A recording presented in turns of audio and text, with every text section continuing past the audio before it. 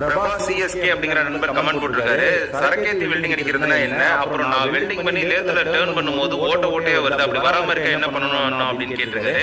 ஆக்சுவலா இப்ப நம்ம கையில 2 ஆக்சில் இருக்குங்க, இதுல ரெண்டுலயுமே ஆயில் சீல் சீட்டிங் பார்க்கணும். அவர் சொன்ன மாதிரியே வெல்டிங் பண்ணி சீட்டிங் பார்க்கணும். ஓட்டையா வராம எப்படி வெல்டிங் பண்றது அப்படிங்கறத நான் உங்களுக்கு சொல்லி தர போறேன். இது முற்றிலும் ஆரம்ப நிலைமையில வெல்டிங் கத்துக்கிறவங்களுக்கு தான். இப்போ நம்ம ஃபர்ஸ்ட் லேயர் வெல்டிங் பண்ணிட்டு மேல இருக்கக்கூடிய ஃப்ளக்ஸை தட்டி விட்டுறணும், இந்த மாதிரி கிளீன் பண்ணிடுங்க. அடுத்த லேயர் நம்ம வெல்டிங் பண்ணும்போது இப்போ ஒரு லேயர் அடிச்சிருக்கோம்ல, அந்த லேயர்ல பாதி வெல்டிங் வர மாதிரியும் புது லேயர் வந்து புதுசா இருக்கிற இடத்துல பாதி வர மாதிரியும் அடுத்த லேயர் அடிக்கணும்.